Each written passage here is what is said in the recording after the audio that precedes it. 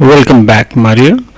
We Are Not Afraid to Die If We Can All Be Together by Gordon Cook and Alan East, Part 2. So let us begin this chapter. We have already done summary introduction about the author and some lines we have explained. So let us continue the story. Lesson and explanation. We are not afraid to die if we can all be together. A story of courage, a story of a lot of struggle, a story of two small children who have a lot of courage to face even the worst situation. The initial phase of the 3-year-long journey of 1,05,000 kilometers passed pleasantly. They sailed down the west coast of Africa to Cape Town. The narrator hired 2 crewmen before heading towards the east to tackle the roughest sea, the Southern Indian Ocean. Their names were Larry Wiesel, an American, and Herb Sizzler, a Swiss. On the second day in Cape Town, they encountered a strong wind which continued for several weeks. A strong wind was not a problem, but 15 meters high waves, which were the height of the mast, worried the narrator. Here there are 2 words, gales and mast. Gales means a very strong wind, and mast means a tall, upright structure on a boat or ship.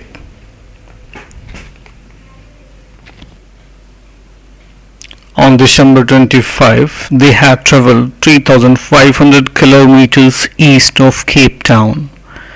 They celebrated Christmas together despite the bad weather.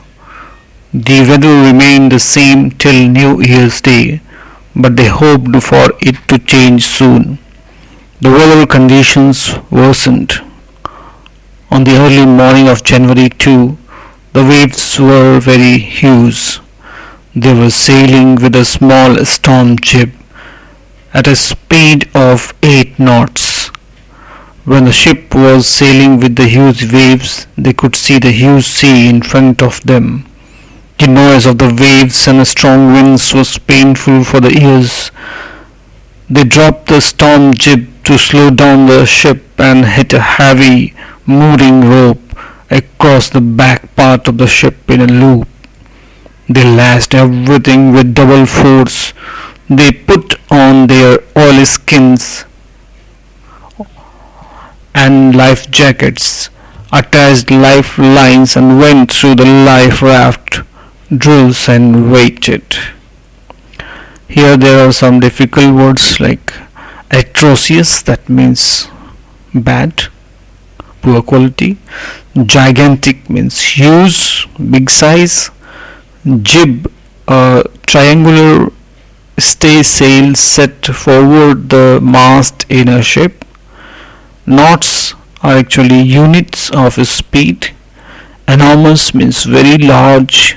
Lashed means to hit with a lot of force. Mooring means the ropes, chains, anchors by which the ship is moored. Loop is a shape produced that bends, rounds, and crosses. Bent. And stern means the back part of a ship or a boat, and don means put on. Oilskins, heavy cotton cloth, waterproofed with oil. Next page. So it was around 6 p.m. An unpleasant silence rolled over. It was an indication of a disaster which was about to happen. The wind suddenly dropped and the sky was darker with heavy clouds.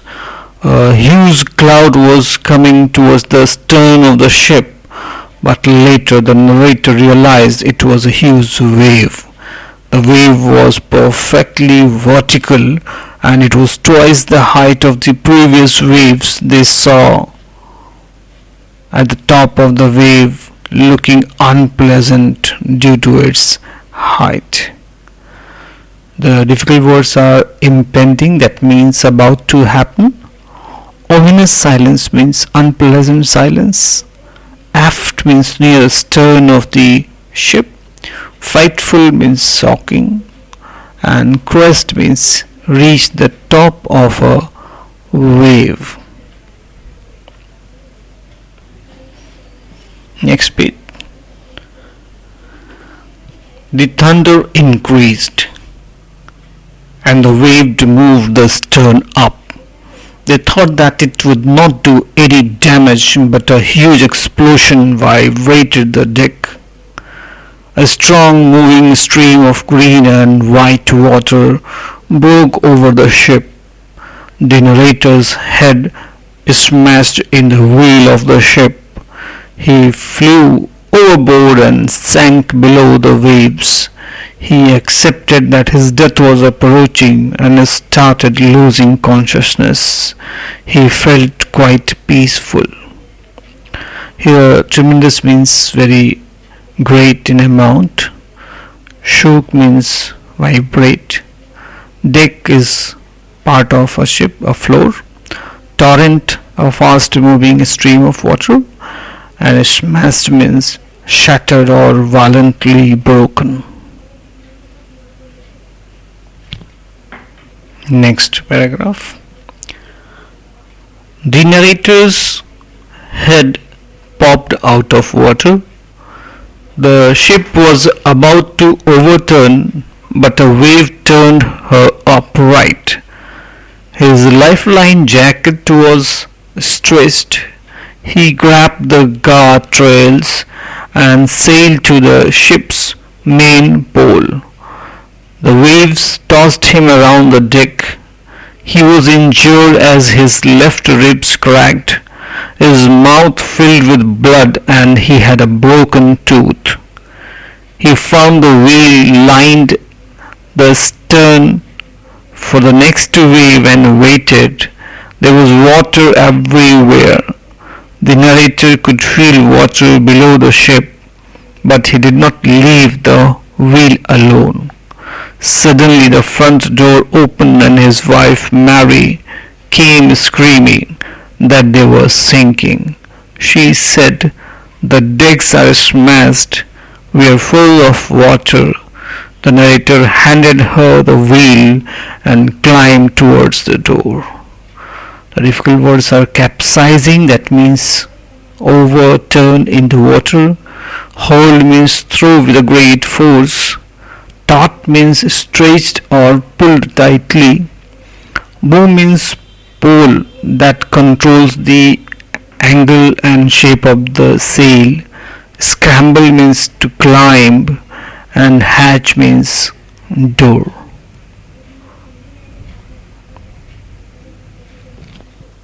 It is my suggestion to everyone. The lines I am not reading, I have just explained and told you the right meaning of the words, but for you it is better to pause, read and then listen to my words. I hope you have understood. Thank you for watching part 2.